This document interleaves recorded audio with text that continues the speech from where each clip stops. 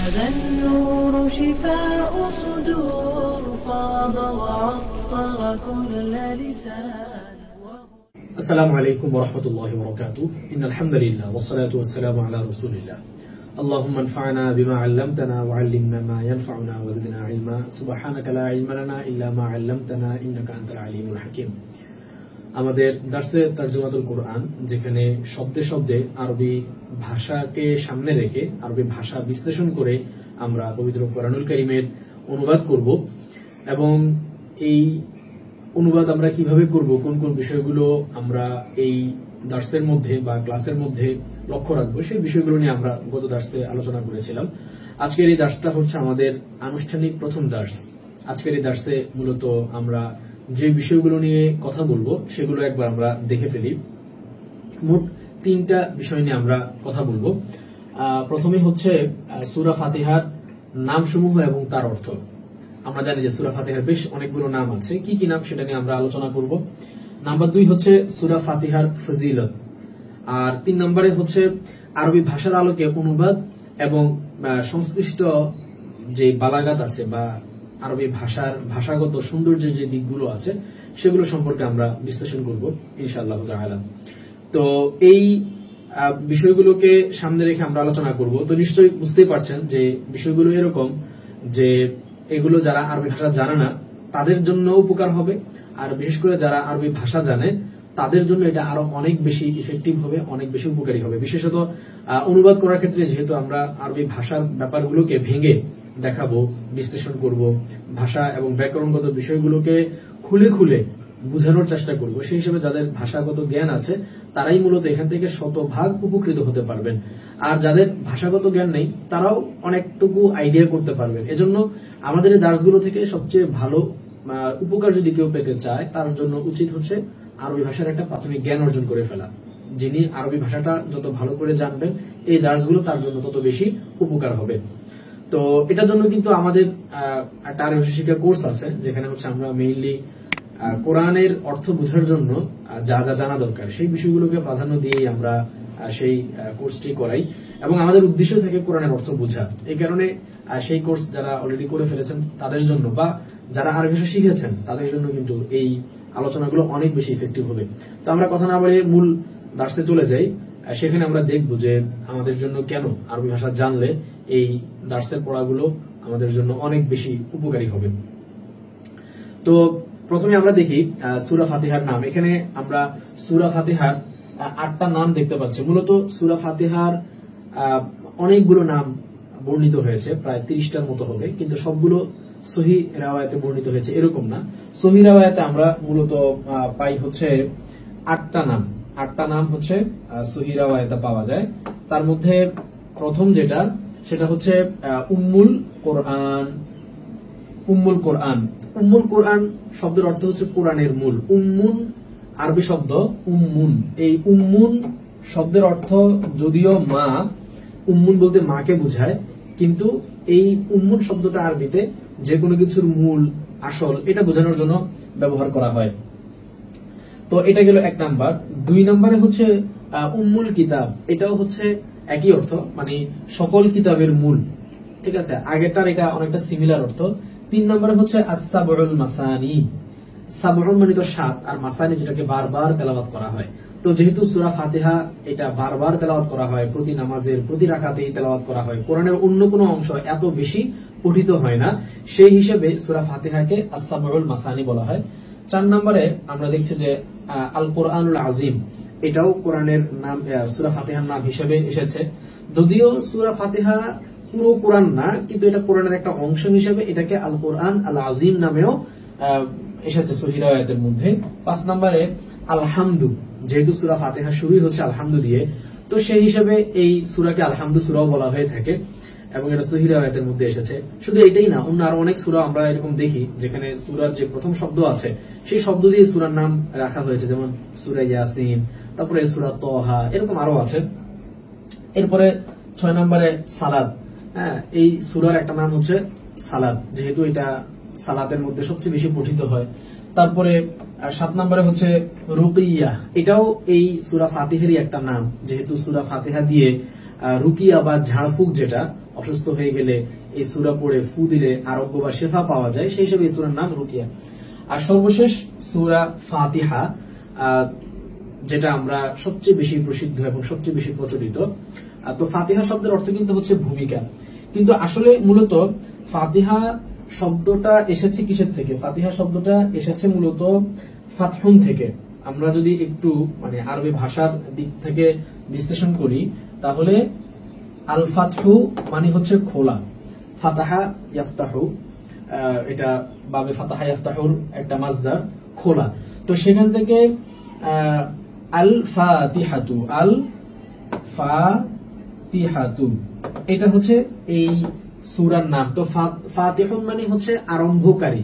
তো স্বাভাবিকভাবে যে কোনো বই আরম্ভ হয় ভূমিকা দিয়ে, সেই হিসেবে ভূমিকাকেও আরবিতে ফাতিহা শব্দে ব্যক্ত করা হয়ে থাকে। ফাতিহা শব্দের অনেকগুলো অর্থ তাহলে হতে পারে। একটা হচ্ছে যিনি উন্মোচনকারী, যিনি খোলেন, অথবা ফাতিহুন বলা হয় বিজয় করা। ফাতিহার একটা অর্থ আছে বিজয় লাভ করা বা কোন কিছুকে বিজয় করা। তো সেখান থেকে আল ফাতিহু মানে বিজয়ীও হয়ে থাকে।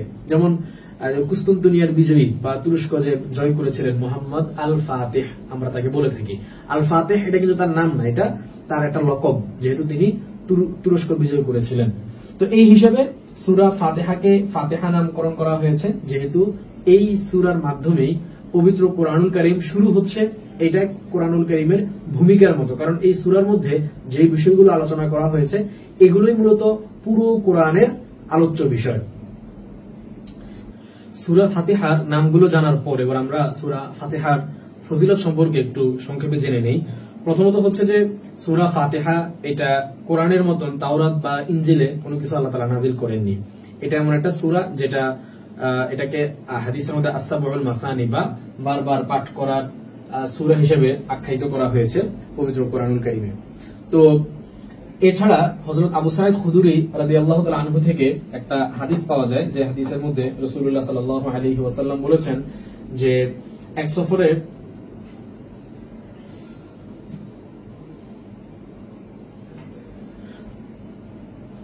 সূরা ফাতিহার নামগুলো জানার পর এবার আমরা খুব সংক্ষেপে সূরা ফাতিহার ফজিলত সম্পর্কে সামান্য একটু বিষয় জেনে নেই। প্রথমত হচ্ছে সূরা ফাতিহা হাদিসে এসেছে যে এটা এমন একটা সূরা যে সূরা তাওরাত বা ইনজিলে নাজিল হয়নি, এই ধরনের কোন সূরা তাওরাত ইনজিলে নাজিল হয়নি। এই সূরা বারবার পঠিত হয়, যার কারণে এটাকে বলা হয় আসসাবুল মাসানি। তো এটা স্পেশালি রাসূলুল্লাহ সাল্লাল্লাহু আলাইহি ওয়াসাল্লামকে দেওয়া হয়েছিল, পূর্ববর্তী কোন নবীদের কাছে এই ধরনের কোনো কিছু পাঠানো হয়নি। দ্বিতীয়ত হাদিসের মধ্যে পাওয়া যায় যে একবার সাহাবায়ে কেরাম রাদিয়াল্লাহু আনহুমের একটা জামাত, একটা দল কোথাও যাচ্ছিল, সেখানে এক ব্যক্তিকে সাপ বা বিচ্ছুতে কামড় দিয়েছিল এবং পরে সেই সাহাবীরা সূরা ফাতিহার মাধ্যমে ওই লোকের ঝাড়ফুঁক করে তাকে সুস্থ করে তুলেছিলেন। তো এই সূরা ফাতিহার কিন্তু নাম এই কারণেই এটাকে রুকিয়া বলা হয়, যেহেতু এই সূরা ফাতিহা দিয়ে মূলত ঝাড়ফুঁক করলে বদনজর বলেন, অন্যান্য যে কোনো খারাপ জিনের আসর, এগুলো থেকে মুক্তি পাওয়া যায়। এছাড়াও পেটে ব্যথা, মাথা ব্যথা সহ নানান অসুস্থতার ক্ষেত্রে এই সূরা তেলাওয়াত করে যদি 2 বা 3 বার তেলাওয়াত করে যদি ফু দেওয়া হয় তাহলে একটা আরোগ্য বা শেফা পাওয়া যায়। তো এটা সূরা ফাতিহার একটা ফজিলতের অংশ। আর এই সূরা এবং সূরা বাকারার যে শেষ 3টা আয়াত আছে, এই শেষ 3টা আয়াতকে আল্লাহর পক্ষ থেকে প্রেরিত বিশেষ নূর হিসেবে হাদিসের মধ্যে আখ্যায়িত করা হয়েছে এবং এটা পূর্বের কোন নবীকে দেওয়া হয়নি। তো এই জন্য সূরা ফাতিহার আসলে অনেক ফজিলত আছে, যেহেতু সবগুলো ফজিলত বলা উদ্দেশ্য না, আমরা খুব সংক্ষেপে এই সূরার ফজিলত সম্পর্কে জানলাম। এবার আমরা মূল সূরার আলোচনায় চলে যাই। এখানে আমরা আজকের দার্সে মূলত সূরা ফাতিহার প্রথম যে 2টা আয়াত আছে, এই প্রথম 2টা আয়াত সম্পর্কে আমরা আজকে পড়ব ইনশাআল্লাহ। তো আমরা প্রথমে একটু সরল অনুবাদ দেখি, তারপরে হচ্ছে আমরা প্রত্যেকটা শব্দ ভেঙে ভেঙে বিষয়টাকে আমরা বুঝে পড়ার চেষ্টা করবো ইনশাআল্লাহ। দেখেন, প্রথম আয়াতটাই হচ্ছে আলহামদুলিল্লাহি রাব্বিল আলামিন। এখানে আলহামদুলিল্লাহর অর্থ হচ্ছে সমস্ত প্রশংসা আল্লাহর জন্য। আলহামদু মানে সমস্ত প্রশংসা, আর লিল্লাহি মানে আল্লাহর জন্য। লিল্লাহি এটা মূলত ছিল, এটা আল্লাহু ছিল, আল্লাহু প্লাস লাম মানে লাম প্লাস আল্লাহ, এই 2টা মিলে হচ্ছে লিল্লাহি। আল্লাহ এবং প্লাস লাম মিলে হচ্ছে লিল্লাহি। তো লাম মানে হচ্ছে জন্য আর আল্লাহ মানে তো আল্লাহ, তাহলে আলহামদুলিল্লাহ মানে আল্লাহর জন্য সমস্ত প্রশংসা। তো এখানে একটা স্বাভাবিকভাবে একটা প্রশ্ন আসে যে হামদুন শব্দের অর্থ তো হচ্ছে প্রশংসা। আমরা বাংলা যতগুলো অনুবাদ আছে, যে কোনো অনুবাদ আপনি খুলে দেখেন, সেখানে এই সূরার অর্থ লেখা রয়েছে সমস্ত প্রশংসা আল্লাহর জন্য। সমস্ত কথাটা এখানে কোত্থেকে আসলো, এটা আমরা একটু বুঝার চেষ্টা করি। আরবি ভাষায় অনেক ধরনের আল আছে যেটা শব্দের শুরুতে ব্যবহার হয়। যেমন যে কোনো অনির্দিষ্ট শব্দকে নির্দিষ্ট বানানোর জন্য আল আসে। যেমন মনে করেন কিতাবুন শব্দের অর্থ ছিল একটি বই, এটাকে নির্দিষ্ট করতে হলে আল কিতাবু মানে বইটি নির্দিষ্ট হয়ে গেল। এই ধরনের আল যেটা, এটাকে বলা হয় আল তারিফি। আল তারিফি, আল তারিফি, ঠিক আছে, তারিফি। কিন্তু আরেক ধরনের আল আছে যেটাকে বলা হয় আল ইস্তিগরাকি। আল ইস্তিগরাকিটা কি? আল ইস্তিগরাক শব্দের অর্থ হচ্ছে পুরো, সম্পূর্ণ, মানে কোন জিনিসের পুরোটা বোঝানোর জন্য হচ্ছে যেই আলটা আসে, এই আলটাকে বলা হয় আল ইস্তিগরাকি। ইস্তিগরাক মানে হচ্ছে সবকিছুকে বেষ্টন করে নেওয়া, সবকিছুকে অন্তর্ভুক্ত করে নেওয়া। তো আলহামদুর শুরুতে যেই আলটা আছে, এই আলটা হচ্ছে মূলত আল ইস্তিগরাকি। এই আলটা হচ্ছে আল ইস্তিগরাকি। তো ইস্তিগরাকের আল সকল কিছুকে, অর্থাৎ যে শব্দের শুরুতে আলটা আসছে, ওই শব্দ যেই অর্থটা দিচ্ছে, এই অর্থের সকল কিছুকে সে অন্তর্ভুক্ত করে ফেলে। এই আল ইস্তিগরাকের আল, ইস্তিগরাকি, আল ইস্তিগরাক, এই যে আল ইস্তিগরাক। তো এই ইস্তিগরাক থেকে এসেছে আল ইস্তিগরাকি। তো মূলত এই আলটা আল ইস্তিগরাকি হওয়ার কারণে অনুবাদের মধ্যে আমরা বলি সমস্ত আলহামদু, সমস্ত আল, সমস্ত হামদু প্রশংসা। তো আশা করি বুঝতে পেরেছেন সমস্ত কথাটা কিভাবে আসলো। সমস্ত কথাটা আসলো এই আলের কারণে, যে আলটা হচ্ছে আল ইস্তিগরাকি, যার কাজ হচ্ছে সবকিছুকে অন্তর্ভুক্ত করে নেওয়া। লাম যেটা শুরুতে এসেছে আল্লাহ শব্দের শুরুতে, এটা একটা হারফুল জার। এটা আমরা দুইটা ব্যাপার মাথায় রাখবো। প্রথমত হচ্ছে লাম হারফুল জার যদি আল যুক্ত কোন শব্দের শুরুতে আসে, তাহলে সেই আল যুক্ত শব্দের এই যে আলিফ যেটা আছে, এই আলিফটা কিন্তু বিলুপ্ত হয়ে যায়। এই আলিফটা তখন আর থাকবে না। যেমন এটাকে যদি আমরা শুরুতে আল এনে বলি, তাহলে কি হচ্ছে শব্দটা? লিল কিতাবি, লিল কিতাবি। দেখেন এখানে কিন্তু শুরুতে যে আলিফটা ছিল, আলিফটা কিন্তু এখন আর নাই। এটা হচ্ছে প্রথম ব্যাপার। আর দ্বিতীয় যে ব্যাপারটা আমরা মাথায় রাখবো সেটা হচ্ছে যে এই লাম হারফুল জার, এটা যদি কোনো সরাসরি ইসিমের শুরুতে আসে, তখন লাম হারফুল জারটাকে জেদ দিয়ে পড়া হয়। যেমন লাম হারফুল জার যোগ আল্লাহ, আমরা এটাকে পড়ছি কি? সমান সমান লিল্লাহি। লামটাকে আমরা জেদ দিয়ে পড়ছি। পক্ষান্তরে যদি এরকম ভাবে মনে করেন অন্য যে কোনো শব্দ, যেমন যদি কিতাবের শুরুতে আসে, তাহলে হবে কি? লিল কিতাবি, লিল রজুলি, লিল মাসজিদি, লিল মাদ্রাসাতি। কিন্তু যদি এই লামটা সর্বনামের শুরুতে আসে, সরাসরি নাউন না হয়ে সর্বনামের শুরুতে যদি আসে, তখন কিন্তু লামটাকে জবর দিয়ে পড়া হয়। যেমন লাম প্লাস যদি আমরা হু বলি, তাহলে এটা কি হচ্ছে? লাহু, ঠিক আছে, লাহু। অথবা আপনার লাহুর পরে লাহুম, অথবা লাকুম। মানে এভাবে যত সর্বনাম আছে, সব সর্বনামের শুরুতেই লামটা আসলে লামটাকে জবর দিয়ে পড়া হবে। এই দুইটা বিষয় আমরা একটু মাথায় রাখবো, বিশেষ করে যারা আমরা আরবি ভাষা শিখছি, জানছি, তাদের জন্য এই জিনিসটা মনে রাখলে ভালো হবে। এরপরে আমরা আলহামদু সম্পর্কে আমরা আরেকটা ইন্টারেস্টিং ব্যাপার জানি। সেটা হচ্ছে যে আলহামদু শব্দের অর্থ তো আমরা জানলাম যে আলহামদুলিল্লাহ মানে হচ্ছে সকল প্রশংসা আল্লাহ তাআলার জন্য, এবং এটা কিন্তু একটা জুমলা ইসমিয়া। কিন্তু মজার ব্যাপার হচ্ছে আসলে শব্দটা জুমলা ইসমিয়া হলেও এটার অর্থটা কিন্তু দিচ্ছে জুমলা ফেলিয়া। মানে শব্দটা জুমলা ইসমিয়া হলেও অর্থের দিক থেকে বা মর্মের দিক থেকে এটা হচ্ছে একটা জুমলা ফেলিয়া বা ক্রিয়াজাত একটা বাক্য এটা। মানে কারণ আলহামদুলিল্লাহ শব্দের অর্থ হচ্ছে কিন্তু মূলত হামিদুল্লাহ, হামিদুল্লাহ, যে আমি আল্লাহ তাআলার প্রশংসা করলাম। কারণ সমস্ত প্রশংসা আল্লাহ তাআলার জন্য, এই কথা বলে আমরা আসলে কি বুঝাচ্ছি? আমরা বুঝাচ্ছি যে আমি আসলে আল্লাহ তাআলার প্রশংসা করছি, হামিদুল্লাহ। অথবা আমরা বলতে পারি যে মানে আহমাদুল্লাহ, যে আমি আল্লাহ তাআলার প্রশংসা করছি। তা আলহামদুলিল্লাহ মানে হচ্ছে আসলে আহমাদুল্লাহ, আমি আল্লাহর প্রশংসা করছি। তো বাক্যটা কিন্তু মূলত আসলে এটাই ছিল। কারণ সমস্ত প্রশংসা আল্লাহ তাআলার জন্য এই কথা বলে আমি জাস্ট একটা সংবাদ দিচ্ছি এইটাই না, বরং এখানে আমি আল্লাহ তাআলারও প্রশংসা করছি এবং এটাই বুঝাতে যাচ্ছে যে আমি আল্লাহ তাআলা প্রশংসা করছি।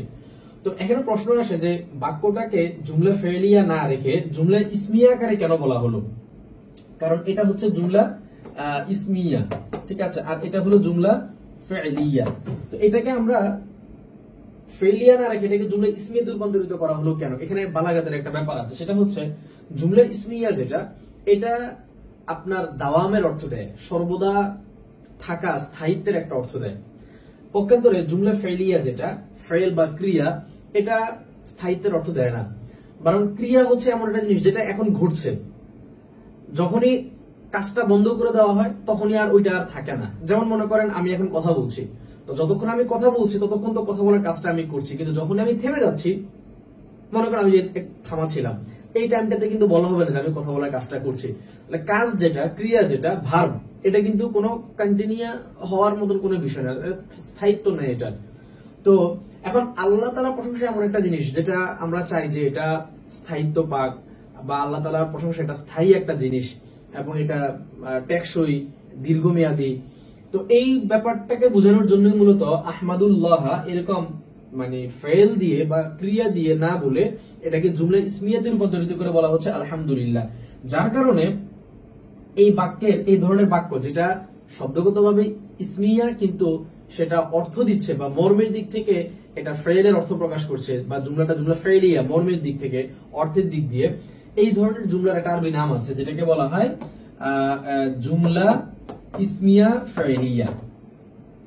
জুমলা ইসমিয়া ফেলিয়া মানে জুমলাটা মূলত জুমলা ইসমিয়া কিন্তু অর্থ দিবে জুমলা ফেলিয়া। তাহলে এখান থেকে আমরা বালাগাতের একটা ব্যাপার জানলাম যে আলহামদুলিল্লাহ যে শব্দটা, এটা যদিও একটা জুমলা ইসমিয়া কিন্তু অর্থের দিক থেকে এটা জুমলা ফেলিয়া, এবং এটাকে ইসমিয়াতে কেন রূপান্তরিত করা হলো? কারণ সেখানে দাওয়াম বা স্থায়িত্ব পাওয়া যায়।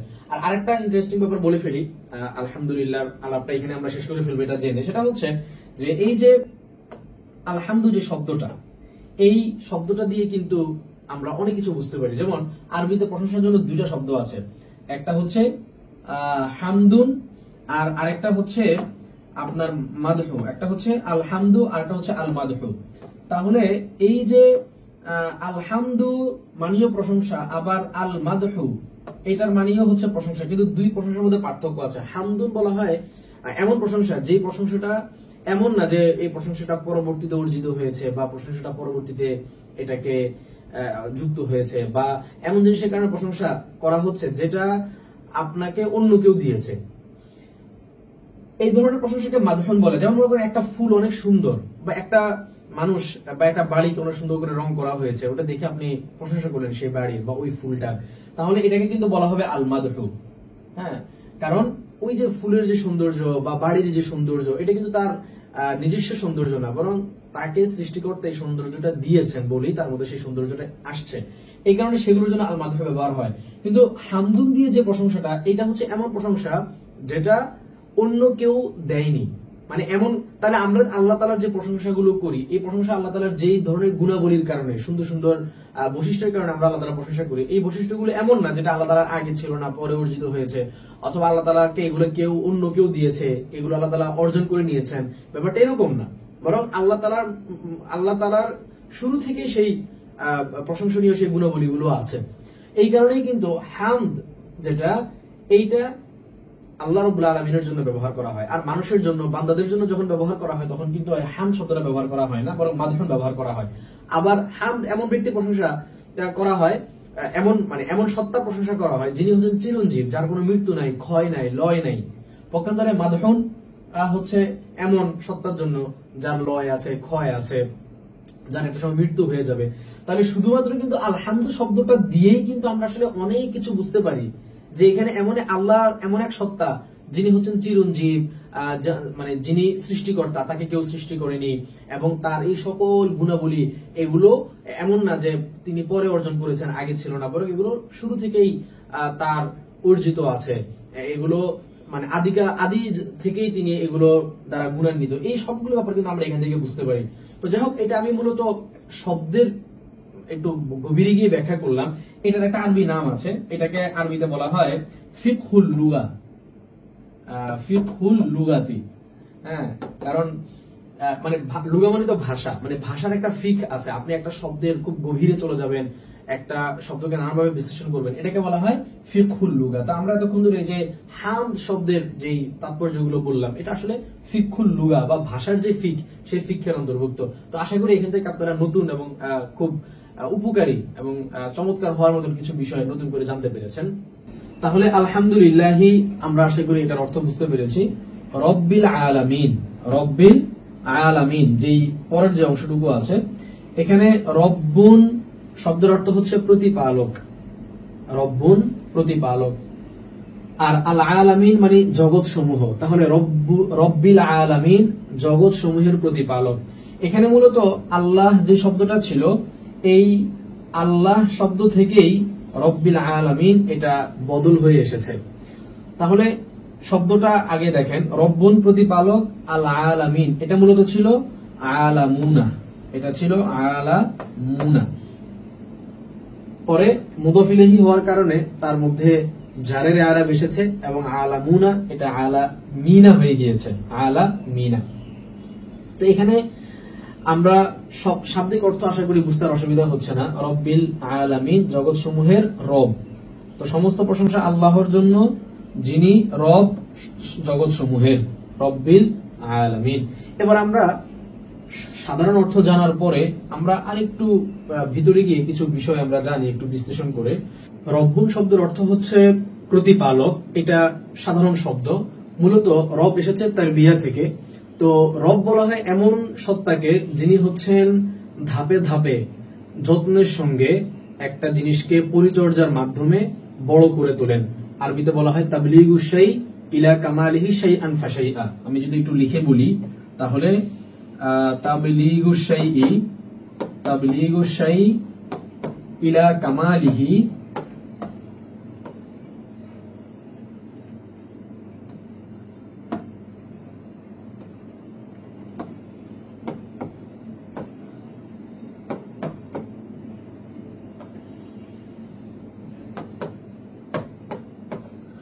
তাবলিগুশ শাই ইলা কামালিহি শাইআন ফাশাইআ, অর্থাৎ একটা জিনিসকে ইলা কামালিহি পূর্ণতার দিকে নিয়ে যাওয়া, শাইআন ফাশাইআ একটু একটু করে, অল্প অল্প করে। তো আল্লাহ রাব্বুল আলামিন হচ্ছেন জগৎসমূহের প্রতিপালক। তার মানে এই পুরো জগৎসমূহের পরিচর্যা, পুরো জগৎসমূহের নিয়ন্ত্রণ এবং পুরো জগৎকে কিভাবে কি করতে হবে, কোন জায়গায় এটাকে নিয়ে যেতে হবে, এটাকে পূর্ণতা কিভাবে দিতে হবে, এটা তিনি ধীরে ধীরে করে থাকেন। মা যেমন তার সন্তানকে ছোট থেকে ধীরে ধীরে যত্নের সঙ্গে লালন করে তাকে পূর্ণতায় নিয়ে যান, তাকে পূর্ণ বয়সকে রূপান্তরিত করেন, আল্লাহ রাব্বুল আলামিন তার সৃষ্টি জগৎকে ঠিক সেরকম যত্নের সঙ্গে ধীরে ধীরে যত্নের সাথে তার পূর্ণতার দিকে তাকে নিয়ে যান। তো তিনি হচ্ছেন রব বা প্রতিপালক। আর আল আলামিন যে দ্বিতীয় শব্দটা আল আলাম, এটার এক বচন হচ্ছে আল আলামু, এটা হচ্ছে তার এক বচন আল আলামু। তো আলাম এটার মূল মাদ্দা কিন্তু হচ্ছে আইন লাম মিম, আলিমা হলো মাদ্দা। তো মূলত আলাম এটা একটা ওজন, আরবিতে ফা আলুন ওজন এসেছে, আলামুন ফা আলুন এই ওজনে এসেছে। তো ফা আলুন ওজনের একটা বৈশিষ্ট্য আছে, সেটা হচ্ছে এটা আপনার যন্ত্র বুঝায় বা যে জিনিসটা মাধ্যম হয়, সহায়ক হয়, ওই বিষয়কে বোঝানোর জন্য এই ওজনটাকে অনেক সময় ব্যবহার করা হয়। ফলে আলাম শব্দের যদিও বাংলা অর্থ আমরা করছি জগৎ সমূহ, কিন্তু আলামের প্রকৃত অর্থ হচ্ছে মা ইউলামু বিহি, মা ইউলামু বিহি, যার মাধ্যমে চেনা যায়, মা ইউলামু বিহি, যার মাধ্যমে চেনা যায়। অর্থাৎ জগতের যত যা কিছু আছে, এই যে পুরো বিশ্ব জগৎ, এই জগৎটা হচ্ছে এমন একটা বিষয় যার মাধ্যমে আমরা আল্লাহকে চিনতে পারি, যার মাধ্যমে আমরা বুঝতে পারি যে এই পুরো জগতের বা এই যে সৃষ্টি জগৎ আমরা দেখছি, সৃষ্টি আমরা দেখছি, এটার একজন স্রষ্টা আছেন, এটার একজন নির্মাতা আছেন। এর মাধ্যমেই কিন্তু আল্লাহর পরিচয়টা আমরা লাভ করছি। তো যেহেতু এই যে আকাশ পাতাল, এখানে জগৎ বলতে কিন্তু পুরো দুনিয়াটা হবে, আল্লাহ তাআলা যত সৃষ্টি প্রত্যেকটা এক একটা জগৎ।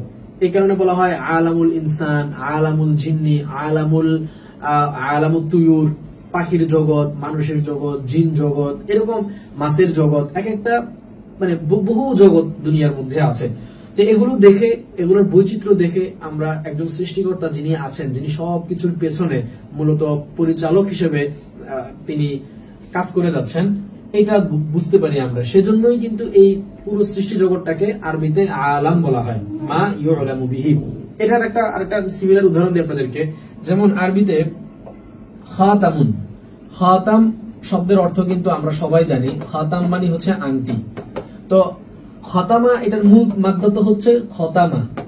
এই যে খতামা মাদ্দা থেকে খাতাম আসলো, খাতামা মানে কিন্তু সিল মারা, খতম করা মানে সিল মারা। তো খাতাম বলা হয় মা ইউখতামু বিহি, মা ইউখতামু বিহি। কারণ আপনারা জানেন যে আগের কালে এরকম আংটির মধ্যে সেখানে আলাদা সিল মোহর থাকতো, এবং যখন কোনো পত্র পাঠানো হতো বা কোনো রাষ্ট্রীয় কোনো ফরমান পাঠানো হতো, সেখানে এটা যে আসলে এটা যে অথরাইজড এবং এটা যে অনুমোদিত এবং এটা অথেন্টিক সেটা বোঝানোর জন্য ওই চিঠির গায়ে একটা সিল মেরে দেওয়া হতো। নবীজির যে পত্র, সেখান থেকে আপনারা জানেন নবীজি সাল্লাল্লাহু আলাইহি ওয়াসাল্লামের একটা আংটি ছিল যেখানে মুহাম্মদ রাসূলুল্লাহ লেখা ছিল। তো এই আংটিটাই মূলত কোনো কালির মধ্যে রেখে তারপরে হচ্ছে কাগজে একটা ছাপ দেওয়া হতো। তো যেহেতু মা ইউখতামু বিহি, যার মাধ্যমে এই যে সিল মারা হয়, তাকেই বলা হয় কি আংটি। তো যদিও আমরা খাতাম মানি বলি যে এটা আংটি, আসলে কিন্তু এটার মূল অর্থটা হচ্ছে যার মাধ্যমে সিল মারা হয়, সিল মারার যন্ত্র। তো আংটির মাধ্যমে এই কাজটা করা হতো, সেই হিসেবে আংটিকে খাতাম বলা হয়। যদিও এখনকার জামানাতে এসে সিল আমরা আলাদা করে বানাই, আংটি আর আমরা সিল মারার জন্য ব্যবহার করি না। তারপরেও ওই প্রাচীন কাল থেকে শব্দটা যেহেতু হয়ে গিয়েছে খাতাম, এই কারণে এখনো আমরা এটাকে খাতামি বলি। অন্যথায় এটার মূল অর্থ কিন্তু মা ইউখতামু বিহি। তো আশা করি বুঝতে পেরেছেন যে এই যে ফাআলুন যে ওজনটা আছে, এই ওজনটা, এই ফাআলুন ওজনটা মূলত এই একটা কাজ সম্পাদন করার বা একটা কিছুকে চেনার উপায়, মাধ্যম, যন্ত্র, এগুলো বোঝানোর জন্য এসে থেকে। ফাআইলুন তো না, ফাআলুন। যেমন খাতামুন, আলামুন। তো মূলত আলামুন থেকে আমরা এই আলোচনাতে এসেছিলাম। আলাম শব্দের অর্থ তাহলে আমরা দেখলাম, আলাম আমরা দেখলাম যে এটার অর্থ আমরা বলছি জগৎ, কিন্তু এটা মূলত হচ্ছে যার মাধ্যমে আমরা একটা জিনিসকে চিনতে পারি। এই আলাম থেকে পরে তার বহু বচন ছিল জমা মুজাক্কার সালিম, আলামুনা, সেখান থেকে হলো আলামিনা ইদাফাতের কারণে। এই হচ্ছে তার মূল বিবর্তনটা। তো আশা করি আমরা এই প্রথম আয়াতের পুরো বিষয়টা আমরা বুঝতে পারলাম।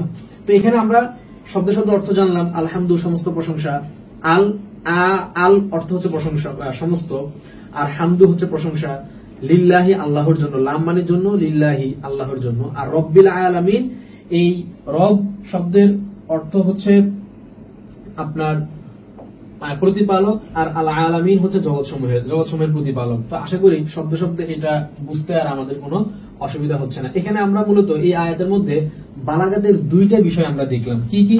এক নম্বরে আমরা দেখলাম এই যে এই আলের কারণে যে আমরা সমস্ত প্রশংসা এই যে ইস্তেগরাক করে দিচ্ছি, সমস্ত প্রশংসার যত ধরন হতে পারে, দুনিয়াতে যত রকমের প্রশংসা আছে, সকল প্রশংসা আসলে আল্লাহর জন্য। যেমন মনে করেন আপনি একজন মানুষের একটা ভালো গুণ দেখে তার আপনি প্রশংসা করলেন, অথবা একটা ভালো সুন্দর ফুল দেখে আপনি সেই ফুলের প্রশংসা করলেন, একটা সুন্দর দৃশ্য দেখে আপনি তার প্রশংসা করলেন। ফাইনালি এই প্রশংসাটা কিন্তু আসলে আল্লাহ তাআলারই, কারণ ওই সুন্দর দৃশ্যটা কে বানিয়েছেন? আল্লাহ তাআলা। অথবা যার কোনো একটা ভালো গুণ দেখে আপনি তার প্রশংসা করলেন, তো আসলে সেই গুণটা তার মধ্যে কে দিয়েছে? আল্লাহ তাআলা দিয়েছেন। তাহলে আমরা যত রকমের প্রশংসা করি না কেন, এটা কিন্তু ঘুরে ফিরে ফাইনালি আল্লাহর দিকে যায়। সেই হিসাবে বলা হচ্ছে যে সমস্ত প্রশংসা আল্লাহর জন্য। এটা বালাগাতের একটা বিষয় ছিল, আলটা যে ইস্তেগরাকে এটা।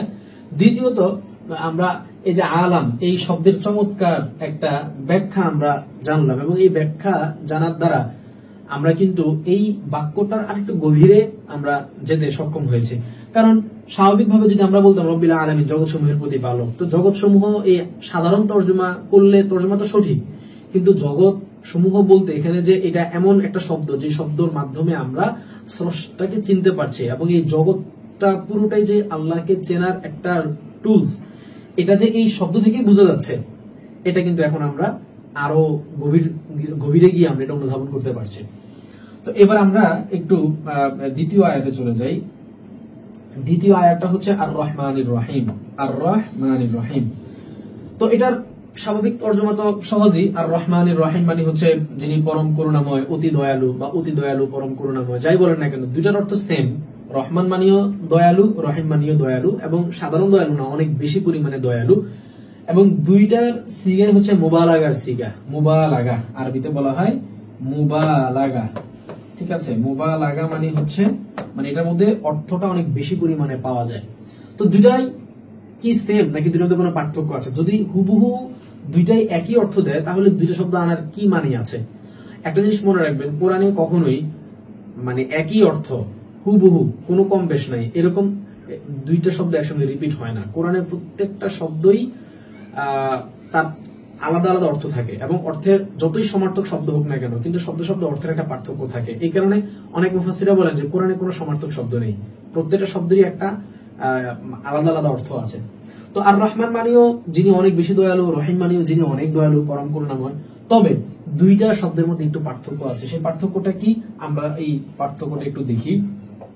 পার্থক্যটা হচ্ছে আমরা এই একটা জিনিস যদি লক্ষ্য করি তাহলে দেখব যে সূরা ইয়ার মধ্যে এই রহমান এবং রহিম এই দুইটা শব্দের শব্দ সংখ্যা আমরা একটু গণনা করি। আচ্ছা, তার আগে আমরা একটা জিনিস একটা নিয়ম জেনে নিই। নিয়মটা হচ্ছে আরবিতে বলা হয় কাসরাতুল মাবানি তাদুল্লু আলা কাসরাতিল মাআনি। আমি এটা রুলস, আমি এটা লিখে দেই আপনারা যাতে সহজে বুঝতে পারেন। কাসরাতুল মাবানি তাদুল্লু আলা কাসরাতিল মাআনি। অর্থাৎ মাবানি শব্দের অর্থ হচ্ছে শব্দ। তো কাসরাতুল মাবানি শব্দের আধিক্য, শব্দ সংখ্যা যত বেশি হবে, হরফের সংখ্যা যত বেশি হবে, এটা তাদুল্লু আলা কাসরাতিল মাআনি, এটা অর্থকে তত বেশি বুঝাবে। মানে কোন একটা শব্দ ধরেন তার মধ্যে 4টা অক্ষর দিয়ে গঠিত, তাহলে এই শব্দটা যে অর্থ দিবে আর একই রকমেরই আরেকটা শব্দ যেটা 6টা বা 5টা শব্দে গঠিত, তাহলে তার মধ্যে অর্থের পরিমাণটা আরেকটু বেশি থাকবে। মানে হরফ সংখ্যা যত বেশি হবে অর্থের মধ্যে তার পরিমাণটাও তত বেশি হবে। এটা একটা মানে একটা মূলনীতি, আমরা এটা মনে রাখতে পারি। কাসরাতুল মাবানি তাদুল্লু আলা কাসরাতিল মাআনি। এখন এই মূলনীতিটা জানার পরে এবার আমরা দেখি যে রহমান যে শব্দটা আছে, এই দেখেন রহমান শব্দটাকে কিন্তু আমরা লেখার সময় খাজম দিয়ে লিখেছিলাম, যেহেতু এটা কোরআনের লেখার একটা ভিন্ন রূপ আছে যেটা নিয়ে আমরা প্রথম দার্সে আলোচনা করেছিলাম, তো সেজন্য খাজম দিয়ে লিখেছি। কিন্তু এখানে কিন্তু মূলত একটা আলিফ আছে, তাহলে রহমান বানানটা হচ্ছে এরকম আর রহিমটা হচ্ছে এরকম। এখন আসেন আমরা যদি গণি 1 2 3 4 5, এই রহমান শব্দের মধ্যে মূল হরফ আছে 5টা, আর রহিম শব্দের মধ্যে 1 2 3 4 শব্দ পাচ্ছি আমরা 4টা। তাহলে দেখেন রহমান এবং রহিম এই দুই শব্দের মধ্যে হরফ যদি আমরা গণনা করি তাহলে দেখতে পাই রহমানের মধ্যে হরফ সংখ্যা হচ্ছে বেশি, রহমানের মধ্যে হরফ পাচ্ছি আমরা 5টা, আর রহিমের মধ্যে পাচ্ছি আমরা 4টা। তার মানে রহমান এবং রহিম দুইটা যদিও একই রুট থেকে রহামিম রহমত থেকে এসেছে, কিন্তু রহমানের মধ্যে শব্দের সংখ্যা বেশি হওয়ার কারণে দয়ার অর্থটা রহমান শব্দে বেশি পাওয়া যাবে, আর রহিম শব্দের মধ্যে দয়াটা তুলনামূলক রহমানের তুলনায় কিছুটা কম থাকবে। এই জন্য অনেকেই বলেন যে রহমান আল্লাহ তাআলার যে নামটা, এই নামটা এইটা মেইনলি এটা প্রযোজ্য হয় দুনিয়ার ক্ষেত্রে, অর্থাৎ দুনিয়াতে আল্লাহ তাআলার দয়ার পরিমাণটা আখিরাতের তুলনায় বেশি। বেশি এই অর্থে যে আল্লাহ তাআলা দুনিয়াতে যে আল্লাহকে মানে তাকেও যেরকম তিনি তার রিজিক দিয়ে থাকেন, তাকে তিনি যেরকম আলো বাতাস তিনি বক্ষণ করতে দেন, ভোগ করতে দেন, তার খাবার দাবার চলাফেরা সবকিছুর ব্যবস্থা তিনি করেন। এমন না যে আল্লাহ তাআলাকে সে কেন মানে না, অস্বীকার করে, এই জন্য একজন নাস্তিকের খাবার আল্লাহ তাআলা বন্ধ করে দিচ্ছেন, তার অক্সিজেনকে বন্ধ করে দিচ্ছেন, এরকম কিন্তু না। তো একজন মুমিনের জন্য তিনি যা করেন একজন কাফিরকেও তিনি সবকিছু দেন। পক্ষান্তরে আখিরাতে কিন্তু একজন কাফের যে সে সমান সুযোগ পাবে না একজন মুমিনের মতন, বরং তার শাস্তি হবে সেখানে।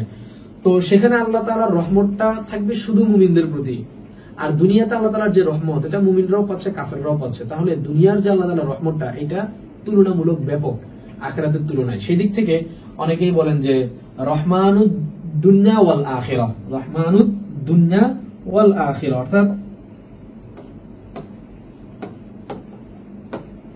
রহমানুদ দুনিয়া ওয়াল আখিরাহ মানে আল্লাহ তাআলা দুনিয়া এবং আখিরাত দুই জায়গারই হচ্ছেন রহমান, আর রহিম যেটা এটা হলো রহিমুল আখিরাহ, এটা শুধু আখিরাত। এইভাবে একটা তারতম্য করা হয় আর কি। তো আমাদের মূল যেটা দেখানোর উদ্দেশ্য সেটা হচ্ছে যে মানে দুইটা শব্দের যেটা বিশ্লেষণ আমাদের করা দরকার ছিল, যে রহমান এবং রহিমের মধ্যে পার্থক্যটা কি। তো একটার মধ্যে রহমতের পরিমাণটা একটু বেশি, একটার মধ্যে কম। কেন বেশি কেন কম আশা করি এটাও আপনারা বুঝতে পেরেছেন। তো আলহামদুলিল্লাহ আমরা আজকের এই দার্সে এই দুইটা আয়াত নিয়েই আমরা কথা বললাম। আশা করি আপনারা এই দুইটা আয়াত থেকে অনেক কিছু জানতে পেরেছেন। তো অবশ্যই আমাদেরকে কমেন্টে জানাবেন যে এই দার্স থেকে নতুন করে আপনি কি শিখলেন, কি জানলেন, বা দার্সগুলো আপনাদের উপকারে আসছে কিনা, অথবা আপনাদের যদি কোনো আবেদন থাকে সেটাও জানাতে পারেন যে আরো কিভাবে কি করলে সেটা আপনাদের জন্য বেটার হয়, অথবা দার্স সংক্রান্ত কোনো জিনিস যদি আপনি না বুঝে থাকেন সেটাও জিজ্ঞাসা করতে পারেন। এবং এটার জন্য আমাদের একটা টেলিগ্রাম গ্রুপ আছে, সেই গ্রুপে আপনি অ্যাড হয়ে যেতে পারেন, যাতে করে আপনার যদি কোনো কিছু বুঝার কমতি থাকে তাহলে সেখানে আপনি পড়া সংক্রান্ত প্রশ্নটা করতে পারেন চাইলে। আর নিশ্চয়ই বুঝতেই পারছেন যে এই বিষয়গুলো বোঝার জন্য আসলে যারা আরবি ভাষা জানে তাদের জন্য এটা বেশি হেল্পফুল হবে, যেহেতু ভাষাটাকে সামনে রেখে আমরা ব্যাখ্যা করছি। এটার জন্য অবশ্যই আরবি ভাষাটাকে শিখে নেওয়ার চেষ্টা করবেন। সেটা আমাদের একাডেমি থেকেও হতে পারে, অন্য জায়গা থেকেও আপনি চাইলে শিখতে পারেন। মূল হচ্ছে ভাষাটা শিখবেন, তাহলে কোরআনের গভীরে পৌঁছে কোরআনটাকে আপনি অনুধাবন করতে পারবেন। আজকের মতো এতটুকু থাকুক, ইনশাআল্লাহ পরবর্তী দার্সে আবার দেখা হবে। আসসালামু আলাইকুম ওয়া রাহমাতুল্লাহি ওয়া বারাকাতুহু।